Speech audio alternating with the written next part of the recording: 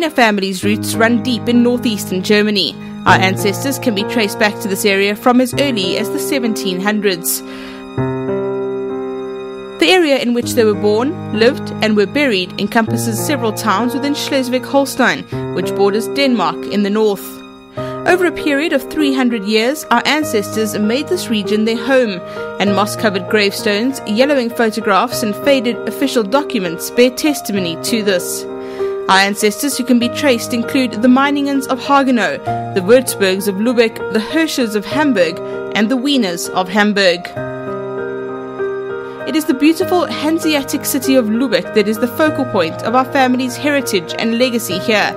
Lubeck is steeped in history with its famous Holstentor and its reputation for Niederegger marzipan. The old city, dominated by its brick Gothic architecture, is an island enclosed by the Trave River, making it an important port in Germany. The Würzburg family lived an idyllic life in the city and were well integrated into the larger German society. My grandfather, my father's father, Kurt Moritz Wiener, was born in Lubeck in 1912. He was the son of Elias Edmund Wiener, who came from Hamburg, and Dina Würzburg, whose family had lived in Lubeck since before 1750. It was also the city from which Morris was forced to flee in 1936. My father Dennis's persistent and tireless efforts to trace our family genealogy has produced remarkable detail. The furthest we can trace our ancestors back to on the Würzburg side is to his third great-grandfather, Isaac ben Wolf, who was born around 1747, presumably in Meusling in Lubeck. Isaac had 3 children, including a son, Lazarus Wolf Würzburg, Dennis's great-great-grandfather. A copy of the Lubeck Birth Register Journal confirms his birth in 1814. Lazarus went on to have 7 children, including 4 sons, as recorded in the Lubeck Registry. His eldest son, Jacob Lazarus Würzburg, born in Meusling in 1851, was Dennis's great-grandfather. Jacob Würzburg married Friederike Hirsch of Hamburg in 1876, and just 10 months later, Friederike gave birth to a daughter, Dina, Dennis's grandmother, after whom he was named. The family resided in Lubeck, and Jacob established a furs and hide manufacturing business and was involved in local Jewish affairs. Jacob built a luxurious and modern home for his family at number 91 Königstrasse with an impressive corner balcony. They occupied the first floor, whilst the upper levels were let out and housed servants' rooms. The family would buy the neighbouring property at number 93, a historic monument most notable by its prominent gable. In 1897, Dina Würzburg married her husband Edmund Elias Wiener from Hamburg.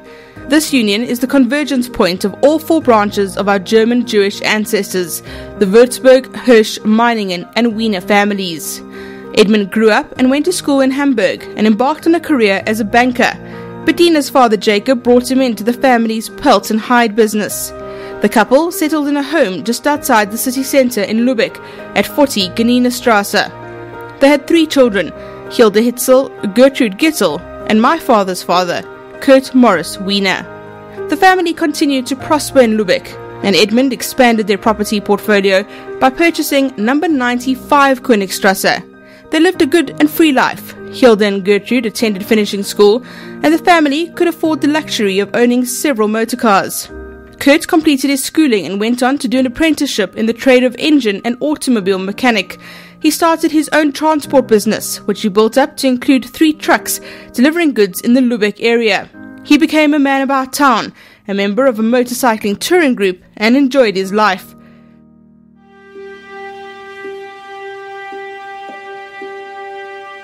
But politically, the climate was changing. Towards the end of the 1920s and early 1930s, Hitler was rabble-rousing and rising to prominence. But the Jews, including our family, had assimilated so well that they believed Hitler and his populist supporters were a passing phase. They were mistaken. The tide was turning.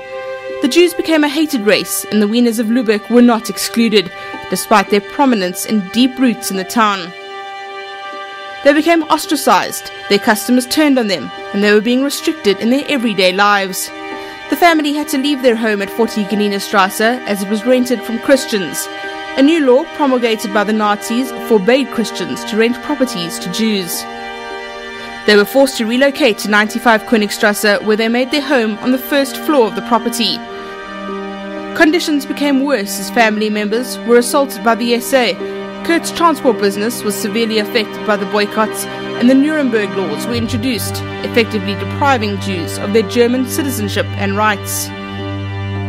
The final straw came in 1935 when a newspaper flyer was distributed in the town with the names of all the prominent Jews in the area, their addresses and occupations. Kurt and Edmund's names appeared on the list, and they immediately realized they needed to flee the land of their birth.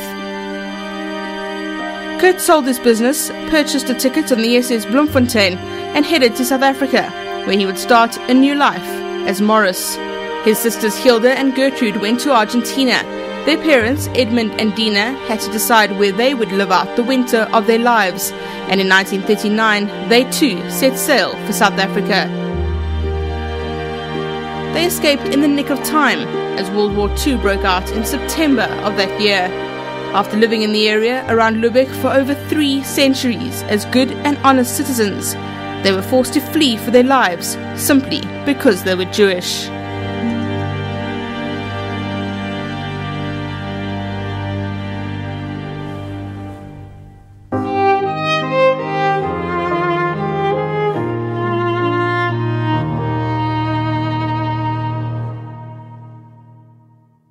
As a child, I found that I really had no paternal family.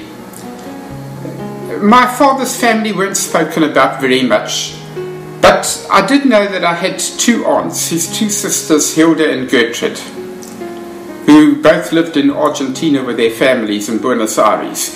On the other hand, my mother Judith had a large family, and we used to see them regularly in Johannesburg. But I always wondered about my German family.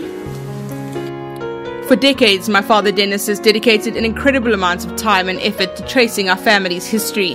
His interest was piqued and he wrote to the Lubeck archives requesting information.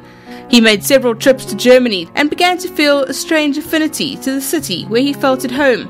He applied for German citizenship, so too did the rest of our family.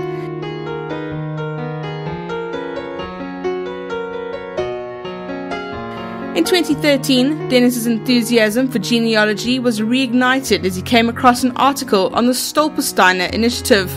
It caught his attention and appeared to be the ideal way to pay homage to and honor our ancestors. He believed the project would see the names of Würzburg and Wiener being restored to their rightful place of prominence in the city where our family lived and worked for so many generations. The names would no longer only be on the tombstones in Moisling Cemetery, hidden behind a wall and thick moss. A Stolpersteine, or a stumbling block, is a memorial created by German environmental artist Günther Demnig, which commemorates a victim of the Holocaust. Stolpersteine are small, cobblestone-sized memorials for an individual victim of Nazism. They commemorate people, both those who died and survivors, who were consigned by the Nazis to prisons, euthanasia facilities, sterilization clinics, concentration camps and extermination camps, as well as those who responded to persecution by emigrating or committing suicide. Information for Stolpersteine comes from schools, relatives, various organizations, and especially the database of Yad Vashem in Jerusalem. Once the research is done, Demnig manufactures a concrete cube of 10 centimeters, which he covers with a sheet of brass. Then on it, he stamps the details of the individual, the name, year of birth, and the fate, as well as the dates of deportation and death if known. The Stolpersteine is then laid flush with the pavement or sidewalk in front of the last residence of the victim. The cost of the Stolpersteine is covered by donations, collections, individual citizens, contemporary witnesses, school classes or communities. The donor takes on the responsibility of caring for the stone in the future. The public's attention is drawn towards the Stolpersteine by reports in newspapers, and their personal experience of walking on them, and their thoughts are directed towards the victims. For years, my father had tried to get his children to take an interest in our family history. He hoped that the laying of the Stolpersteine would further entrench our appreciation of where we came from and of our heritage. He invited the 3 of us to Lubeck in July 2013 to join him on this pilgrimage, to take part in the ceremony, and to finally close the circle. Well, I'd been trying to teach my children this for many years, and young people are not very receptive to history. They're more interested in the present and the past. I desperately wanted them to find out, and this was going to be the last throw of the dice for me. So I invited them to attend the ceremony of the Stolpersteine. And also I wanted to show them and explain to them in full about all the family properties, take them to the cemetery, and also to Hagenau, which none of us had visited before because this was a new branch of the family. I'm very thankful that they took times off from their busy schedules and accepted.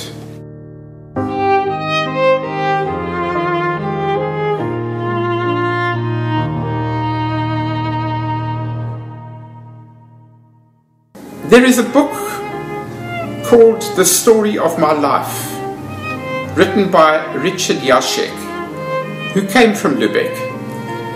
His brothers and his parents were murdered in the camps. He wrote a very interesting story about his life and his history, but also gave the reasons why he decided to lay Stolpersteine. He also describes quite clearly his attitude to the Germans of today.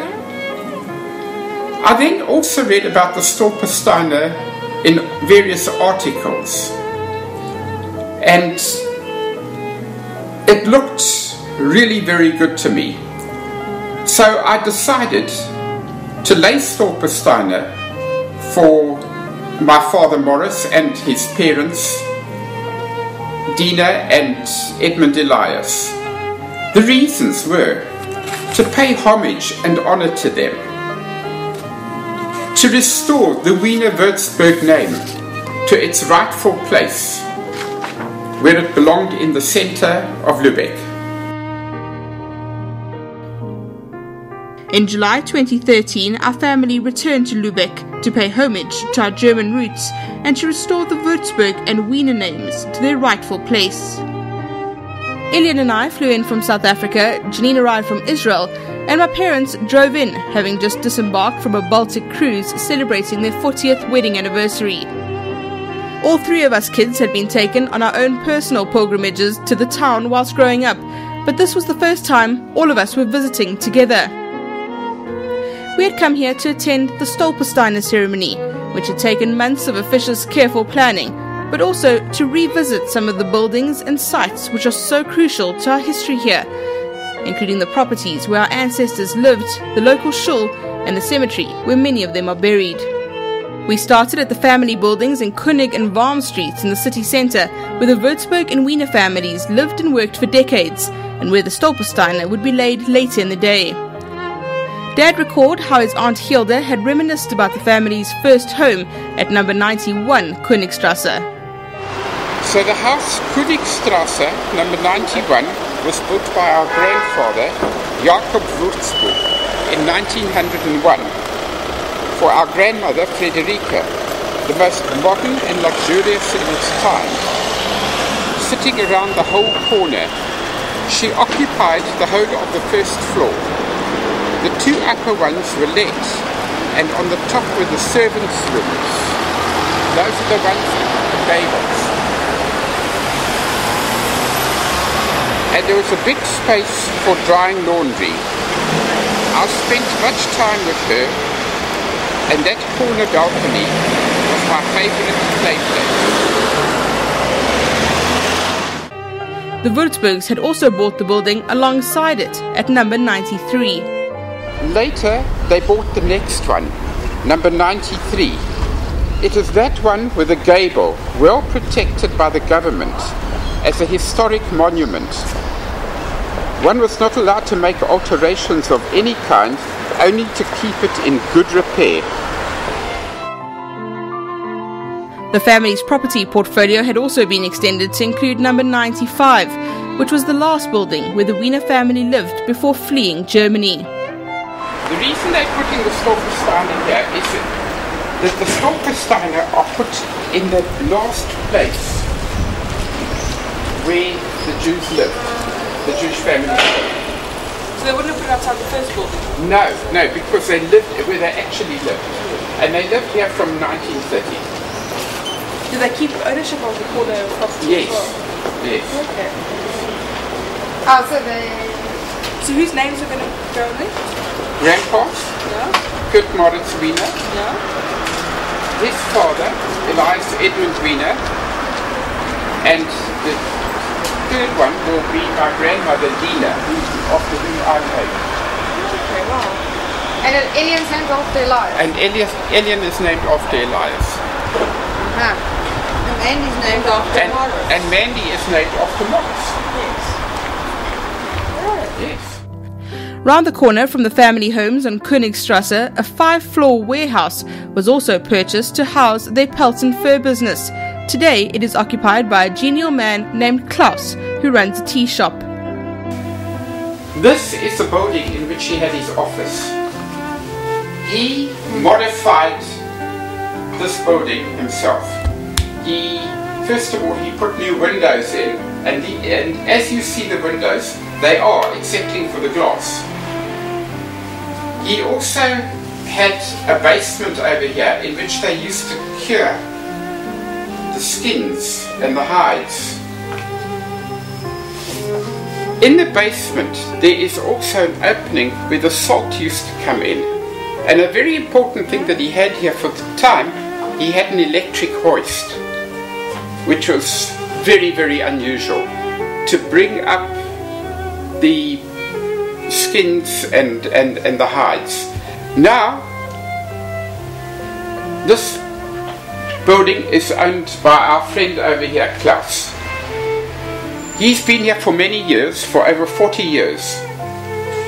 And he has recently bought the building. He's got this most incredible tea shop, which has even got South African teas in it. And I'm sure Klaus would like to say a few words. I don't know what to say, and excuse my English, I'm not the best speaker in English, but when I came to this house was not in the best yes, and when I was owner of this house years later, I started to make this house again a little bit better, and I work every year and make from the ground to the top a little bit better. And I had another story. When I was here in November, suddenly 6 young boys from the school were standing in front of my window, and they showed me not that time the back side, and they had for remembering the Kristallnacht. Do you know? Ah, yes. They had here, and they, when Hitler was in the 30s, you could read "Do not buy by use from use," and the school boys could read "Do please remember." And all people which come into my room had color on the feet, and I said, "What's that?" People in front of my window and color on the ground, and they made this. The star from David, you know, in white, but you can take water and it was gone, for remembering what has happened.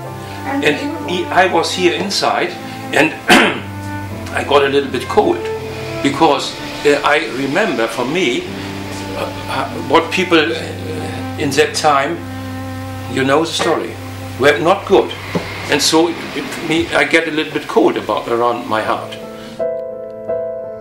From here, it was just a short walk to the shul in St. Annenstrasse, where local resident Leonard Kochan talked us through the history of the Jewish community in Lubeck.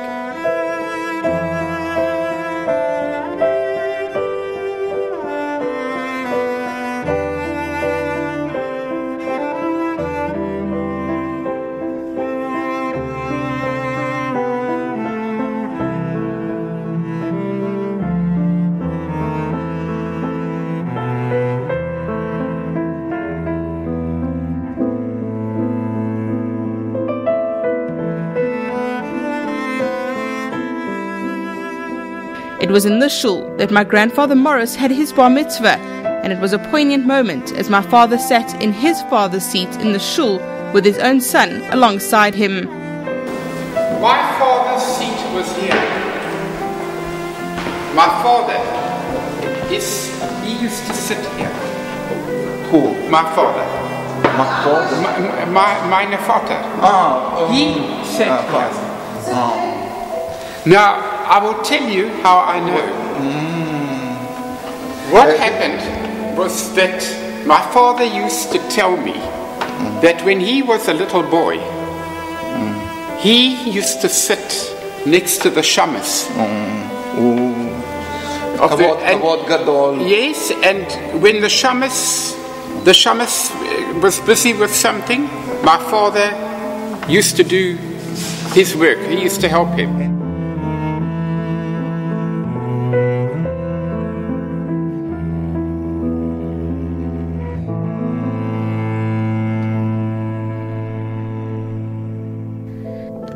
The family's rented home at 40 Strasse, where Morris grew up, is now a hairdressing salon.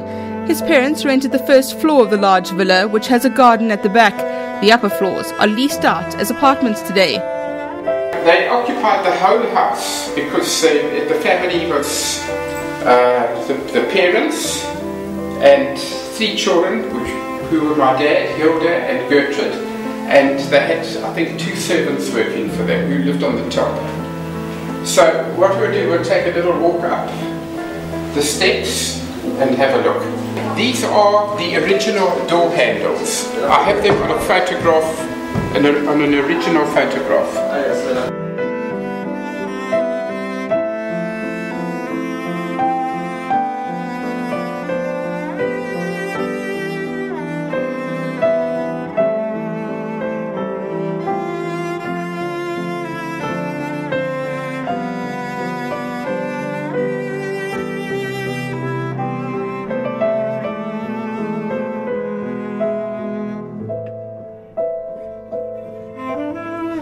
And it is in the Moisling Cemetery in Niendorfer Street where our Lubeck ancestors are buried. On our previous family visits to the cemetery, the graves were covered in moss and the foliage overgrown, but on this occasion it was evident that the Jewish community had been taking care of the graveyard.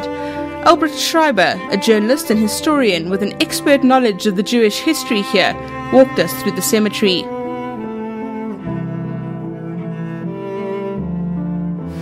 These are the graves of my great-grandparents, Jacob Lazarus and Friederike Würzburg. The inscription reads, "Here is buried the well-known and very honored man, member of the Society for Giving Food in the Morning to all the unmarried poor Jewish people, and member of the Society for Organizing for Poor Jewish Children in the Colonies, the Islands of Sult.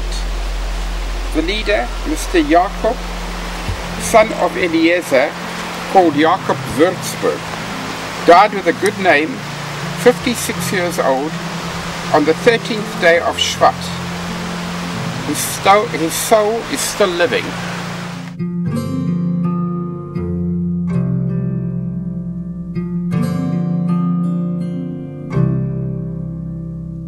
After a day spent walking in our ancestors' footsteps, retracing our roots and remembering their legacy, it was time to finally pay tribute to them.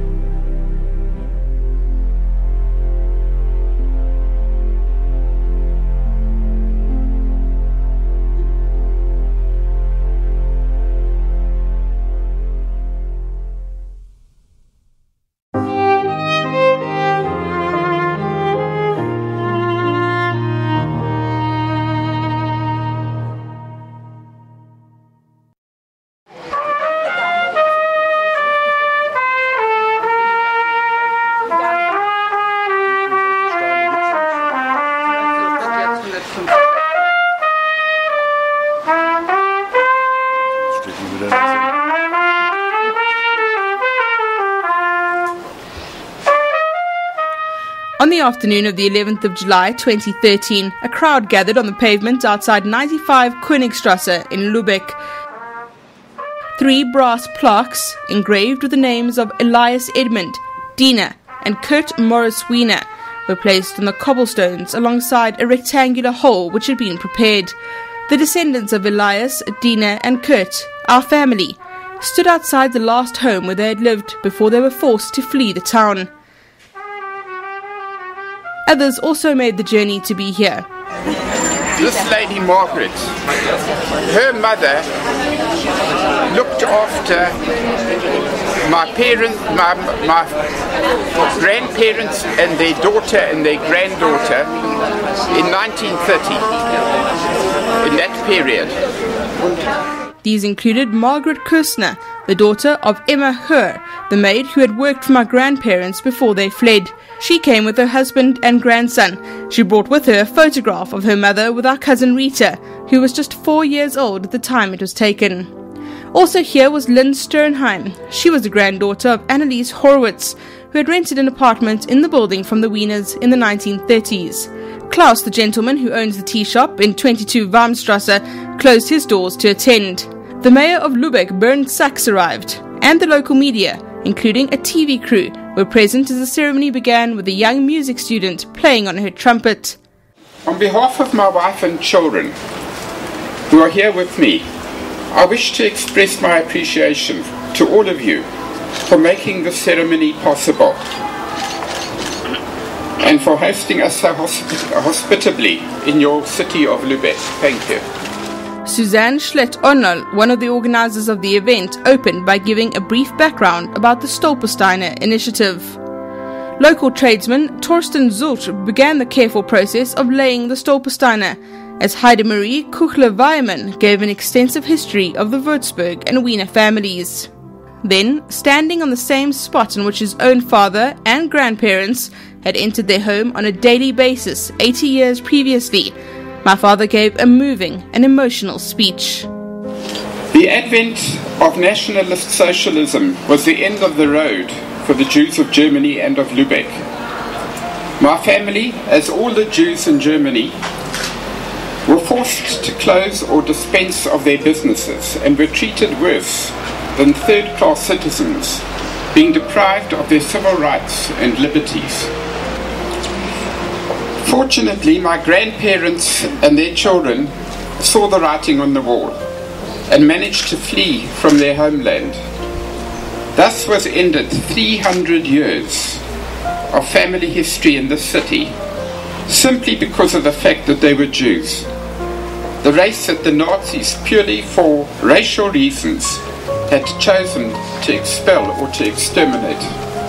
History determined the outcome of this evil, but at a calamitous price to the Jews of Germany and of Europe. A heavy price was also paid by all those in the world caught up by these events, and even more so by all the citizens of Europe. I understand that this is the first Stolpersteine ceremony in Lubeck to be held in the memory of victims who survived the Holocaust. By fleeing, the Wiener family certainly saved their lives, but these lives were effectively destroyed and had to be rebuilt. The Stolpersteine initiative has enabled the name of the Wiener family to reside here again in its rightful place, at their former home and business, where they spent most of their time whilst they were living in Lubeck. I therefore believe that this ceremony now closes the circle. I must pay tribute to all of you who are promoting this initiative, knowing that at times you must have some opposition or criticism. All credit to people like Heidemarie Kuchler-Weiermann, Albrecht Schreiber and Peter Gutkuhn, who have the courage to be spearheading this initiative in Lubeck. Germany is the only country in Europe which has unconditionally accepted full responsibility for what was done to their Jewish citizens, and who have gone some way in atoning for their sins. Many of the citizens of most of the occupied countries either actively or passively assisted the Nazis in making Europe Judenrein, and have never admitted to or apologized for their actions. In conclusion, this is for me personally a very emotional ceremony. That I've been fortunately blessed to have my 3 children, the bloodline of my ancestors, who for so many years resided here with me today as witnesses to the ceremony. I truly hope that they too will, when their children are old enough to understand, bring them here and explain to them the reasons and the lessons to be learned from our family history, that the only way the Jewish nation can ensure their future is by keeping their destiny in their own hands and by supporting and defending their state of Israel. I'm going to digress a little now. I especially want to thank my 3 children who have joined us today. They've come a long way. My son Elian. Elian is named after Elias Edmund Wiener, my grandfather. Mandy is named after my father, Morris. And I am named, my name is Dennis, I'm named after Dina, my grandmother. And I particularly want to thank my wife Charlotte, who has stood by me through all this, and for joining me and coming with us. Thank you.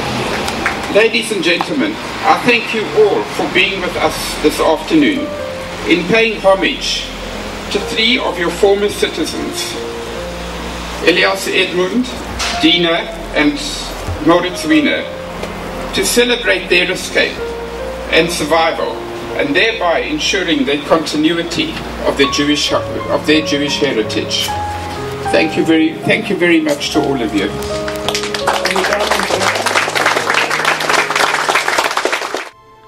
The mayor of Lubeck, Burgermeister Sachs, welcomed our family and spoke of how sad and tragic the events of history were, and said that he hoped ties would be strengthened with those who regularly visited from Israel. The final address, punctuated by regretful sighs, was made by Elizabetha Paley, who represented the Jewish community of Lubeck. She urged that the Stolpersteine should keep the memory awake that dignified citizens once lived here, and that the city regrets having lost them. There was a reading of a poem in German, and the ceremony concluded as it had begun, with the playing of the trumpet.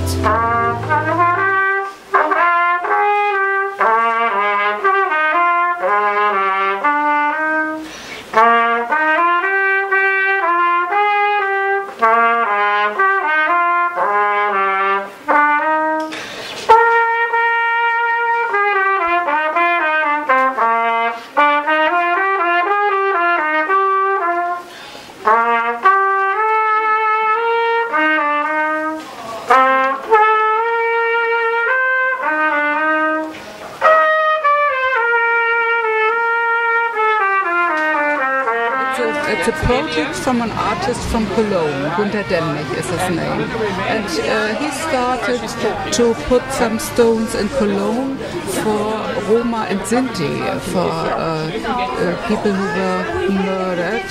And just to show that in this area where they live, that the names come back and people can remember, oh, people were living here. And I think that's the main thing, that you have the last place where families live, where people live, that you can read the names and what happened to people. So that those people who are now living in these buildings come out, they are going the same ways like the people did before, and they can remember and can and take those who had to flee or died and were murdered, took into their hearts. And I think it's not only for the victims, it's also for our society a very important thing to think about it and to to remember what happened, because if you don't remember, you carry on with thoughts against somebody, with anti-Semitism or racist thoughts and so on. And so it's also for this German society something to really deal with this bad history. I look after this stone. This is one of the 3 stones I have in the city of Lubeck, and mine is the one of Mandy Wiener, and I want to give each of my grandchildren who live in Lubeck one stone at the age, say, 14 years, when they understand, because I think the next generation and the further generation should know and remember. It's because one day I won't be there anymore, but they will go on to remember. Why is it so important for them to remember? I think it is part of our history, our dark part of our country. And if we want to prevent things like this happening again, we must remember. We must look back, even if it is difficult for many people. We must.